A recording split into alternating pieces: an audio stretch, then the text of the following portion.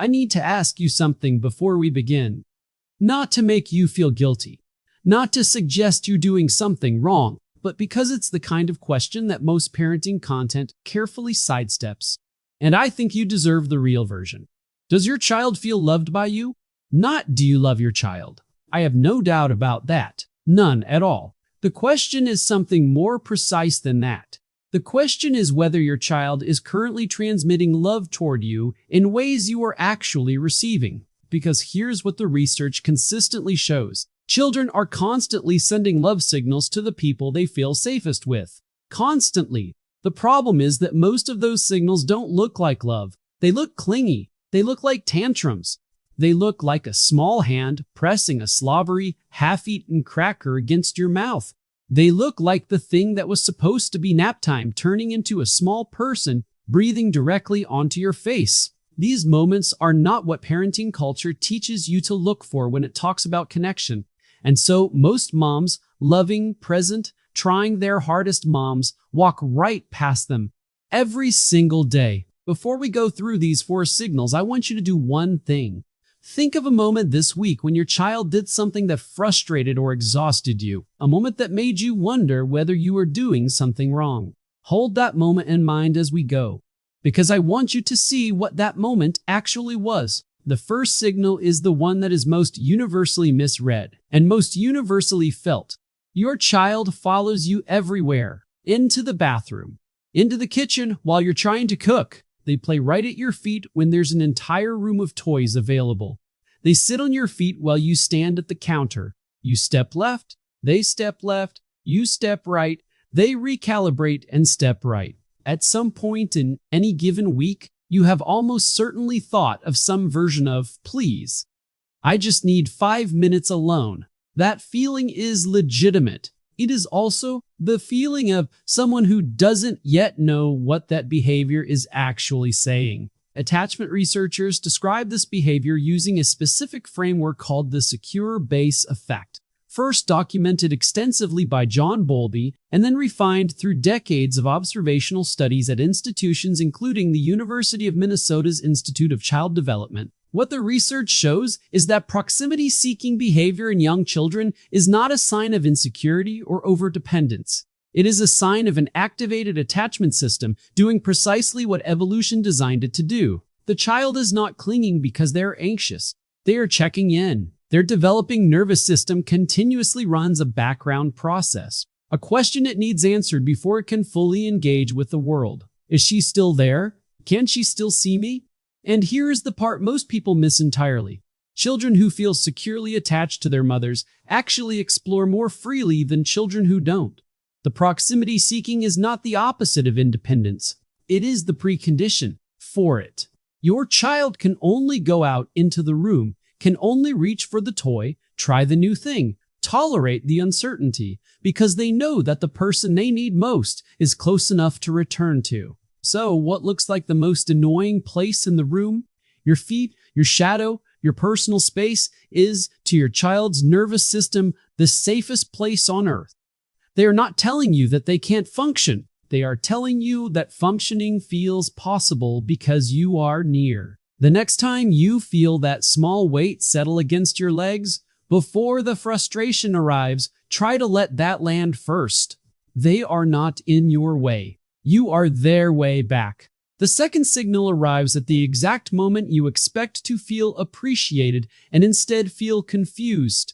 Pick up from daycare, a school morning ending, a workday is finally done. You arrive. You have been thinking about this reunion, and then chaos. Your child, who apparently spent the entire day being described as a delight, melts down within 4 minutes of getting home, refuses shoes, refuses dinner, screams about the wrong cup, clings to you with an intensity that makes you wonder if the daycare workers are describing a completely different child. You might have thought, why is this only hard with me? Why am I the one who gets the worst of them? A 2014 study at the University of California, Berkeley examined cortisol levels, the primary physiological stress marker, in young children across different social settings. The researchers found something that initially seemed paradoxical. Children's emotional dysregulation was highest in the presence of their primary attachment figure, not lowest. The outside world is a regulated environment for most children. They hold themselves together through structure, through the presence of peers, through the social demand to stay in control. They do this because they have to, and they do it at a cost. What gets suppressed all day? The frustration, the tiredness, the small injustices of being a person who has no power yet, does not dissolve. It waits. It waits for the one person to whom your child has unconsciously delegated the right to fall apart. That is you. That is specifically you, because you are the person they trust most completely. The meltdown at the door is not a reflection of your failure as a mother. It is a reflection of the fact that home in your presence is the only place in your child's life where they do not have to perform stability. You are the person who created that safety. You are the reason it exists. The homecoming meltdown is your child's nervous system exhaling into the one place it knows it is held. Whisper that to yourself the next time it happens. Not as a performance of patience, as a piece of information. It changes what you're standing in. The third signal is the one that is hardest to receive gracefully. Something is pressed into your hand. A pebble, a leaf that has been folded and unfolded several times, a piece of food that has clearly already been part of someone else's mouth. Your child is watching your face with absolute seriousness. They want to know if you understand that this is important. You smile carefully. You try to mean it. In developmental psychology, the act of sharing an object between a young child and a caregiver is studied under the framework of joint attention and proto-declarative pointing, behaviors that researchers at the Harvard Center on the Developing Child identify as among the earliest and most sophisticated social capabilities the human brain develops. When your child brings you something, anything, they are not simply handing you an object. They are attempting to create shared experiences. They are saying, I found something that felt important to me, and I want you to feel what I felt. This is an act of intimacy. It is also, and the research is unambiguous on this, an act reserved almost exclusively for people the child identifies as emotionally significant. Children in low-trust relationships don't bring gifts. Children who aren't sure of their welcome don't press treasures into their hands. The fact that your child hands you a drool-covered cracker and waits, that waiting is trust made visible. A 2018 study from the University of Washington's Institute for Learning and Brain Sciences found that the caregiver's response to early joint attention bids was one of the strongest predictors of language development and emotional regulation outcomes measured at age 5. Not the response to big moments, the response to small ones, the pebble, the leaf, the look on your face when you receive it. So take it, both hands. Look at it like it matters because it does. Not because of what it is, but because of what giving it to you means. Say thank you like you mean it.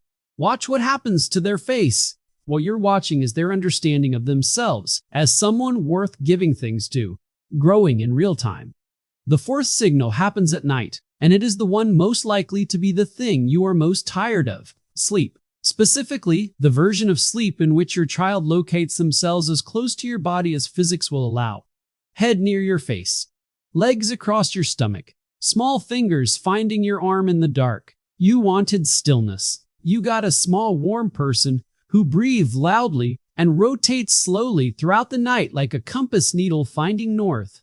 There will be nights when this is too much. That is a real and valid thing to feel.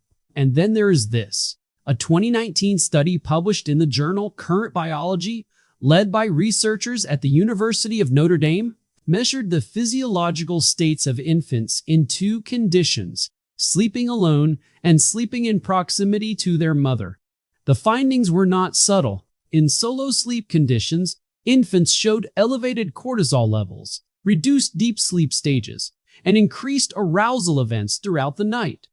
In proximity conditions, those markers normalized. The researchers concluded that the infant nervous system is not designed to regulate itself during sleep. It is designed to borrow regulation from a nearby adult body, specifically through warmth, respiratory rhythm, and heartbeat proximity. This is not a metaphor.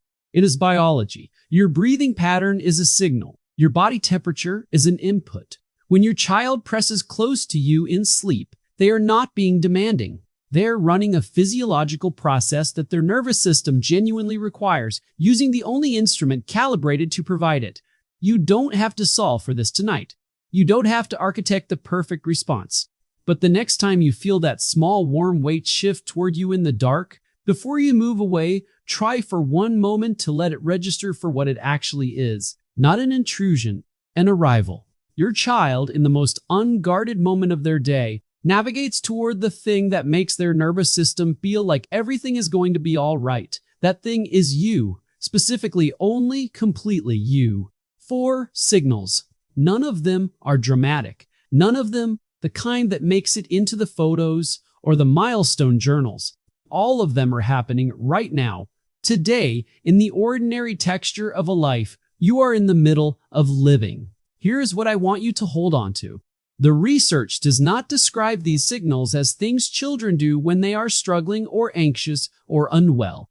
It describes them as things children do when they feel safe enough to reach. When the attachment is secure enough to risk being seen, when the relationship is strong enough that they trust you will receive them, even in the form of a rock, even when you're in the middle of cooking, even when it's 2 in the morning and all you want is sleep. These are not the moments of your child needing you. These are the moments of your child choosing you. There will come a point, not dramatically, not with any announcement, when the small hand stops reaching for yours at the door, when the feet stop finding your feet in the kitchen, when pickup is just pickup, easy and brief, because the emotional weight has found somewhere else to go. You will not know the moment it happens for the last time that it is the last time. That is the nature of these things. They end quietly from the inside. You are not there yet. You are here. In the days when love is still loud and physical and everywhere, even when it looks like chaos, even when it looks like one more thing you have to manage. It is not management. It is the whole thing. And it is all being said to you directly right now in every silent moment you almost walked past. Which of these 4 moments made you stop? Leave it in the comments. Someone reading at midnight with a baby on their chest needs to know they aren't the only one. Next video, the neuroscience behind why children act out most with the parent who does the most, and what that gap is actually measuring.